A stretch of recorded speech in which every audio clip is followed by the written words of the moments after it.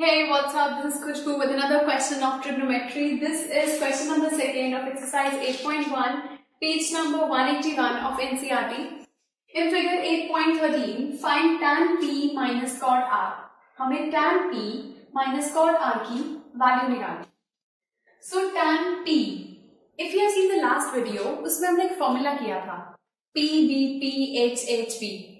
उसको मैंने आपको बताया था, उसको किसी तरीके से याद कर सकते हो, जैसे कि पंडित बद्री प्रसाद हर हर बोले. तो बेसिकली याद रखने का तरीका है. सो उस फॉर्मूला के according P B P Pandit Badri Prasad हर हर बोले.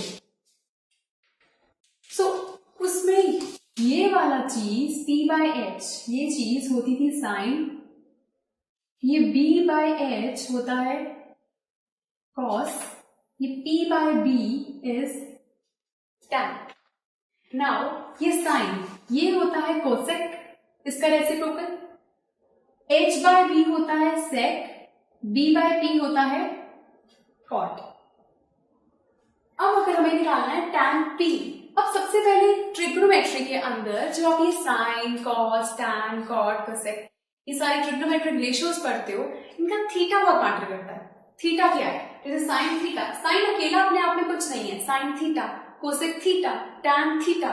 तो थीटा, ये जो एंगल है, ये क्या है? यहाँ पर हमारा एंगल है टैन पी. पी की बात हो रही है, तो पी की बात हो रही है, दैट मीन्स ये वाला एंगल. अब एंगल के अकॉर्डिंग हमें देखना होता है, जिस एंगल की बात हो रही है बिल्कुल उसके सामने जो साइड होती है वो होता है परपेंडिकुलर. उसके बाद स्लैंटिंग साइड हमेशा रहती है हाइपोटेन्यूज, और जो बची हुई साइड आपकी वो आ जाती है बेस. तो सेम बेस हमारा यहाँ पर परपेंडिकुलर है, ये अभी P के सामने, और tan का फॉर्मूला होता है P बाय B, और बेस है ये चीज. सो हम लिखेंगे इसमें tan P is equal to P by B perpendicular upon base. तो tan P is equal to, perpendicular क्या है यहाँ पर? QR. QR परपेंडिकुलर है अपॉन बेस है यहाँ पर PQ. अब हमें ये QR गिवन नहीं है, तो सबसे पहले हम इसको फाइंड करते हैं किससे? कोई भी राइट एंगल ट्राइंगल है, trigonometric ratios right angle triangle पे एप्लीकेबल होती है. तो राइट एंगल ट्राइंगल के केस में अगर हमें दो साइड्स गिवन है, थर्ड साइड हम निकाल सकते हैं पाइथागोरस थ्योरम से. So by Pythagoras theorem, Pythagoras theorem हमारी होती है x square is equal to p square plus b square. x square is equal to p square plus b square. अब हमें हाइपोटेन्यूज क्या गिवन है? 13. This is the hypotenuse. जब आप ये पाइथागोरस थ्योरम लगाते हो, ये आप इसके अकॉर्डिंग नहीं लगाओगे, ये tan p के अकॉर्डिंग, क्योंकि p के अकॉर्डिंग ये परपेंडिकुलर है, ये बेस है, ये हाइपोटेन्यूज है. तो ये सोच के नहीं लगाते हैं. पाइथागोरस थ्योरम एक नॉर्मल राइट एंगल पे ट्रायंगल पे रखती है कि हाइपोटेन्यूज है, ये परपेंडिकुलर है, ये बेस है. एक नॉर्मल अजम्पशन के साथ आप इसको अप्लाई करते हो. परपेंडिकुलर हमें दिया हुआ है 12 का square, base we have to find out. So 13 का स्क्वायर इज 169, 12 का square is 144 plus b square. So 169 में से 144 को सबट्रैक्ट कर देंगे. So 169 minus 144 is equal to b square. Subtract होके हमारे पास आ जाएगा ये 25. So 25 is equal to b square. जब स्क्वायर की साइड चेंज करता है तो वो बन जाता है रूट. तो ये आ गया root 25 is equal to b. That means हमारे पास बेस आ गया 5 सेंटीमीटर. बेस का वैल्यू आ गया 5 सेंटीमीटर. सो ये आ गया बेस का वैल्यू.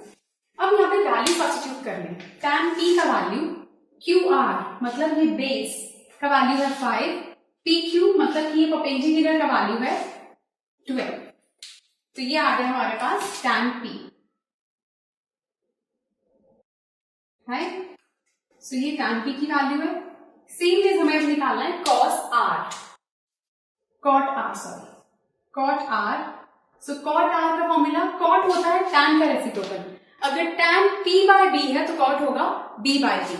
सो ये बन जाता है B by P. So cot R is equal to base क्या है हमारे पास, आर के अकॉर्डिंग, अब थीटा हमारा क्या है आर, सो आर के अकॉर्डिंग बेस, इसके सामने ये परपेंडिकुलर होता है, एंगल के सामने वाली साइड परपेंडिकुलर होती है, परपेंडिकुलर तो आ गया 12, बेस है 5, तो बेस हमारे पास है 5, परपेंडिकुलर है 12, हमें निकालना है tan p माइनस कॉट r, तो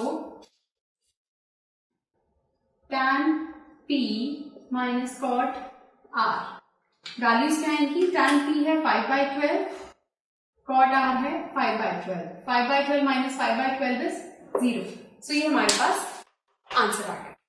सो ट्रिगर करते हुए हमें क्या ध्यान रखना है, फर्स्ट थिंग पाइथागोरस थ्योरम, अगर हमें थर्ड साइड नहीं गिवन है, सेकेंड थिंग एंगल, थीटा क्या गिवन है, उस थीटा के सामने वाली साइड परपेंडिकुलर, स्लैंटिंग वाली हाइपोटेन्यूज और थर्ड वाली साइड बेस, थीटा को देखकर हमें वैल्यूज पुट करने हैं, और ये फॉर्मूला, इसको याद करने का तरीका आप कुछ अपने आप बना सकते हो अगर आपको ये अगर ठीक से याद ना हो तो, अदरवाइज अगर आपको सिंपल याद रखना है P B P H H P तो वैसे भी याद कर सकते हो।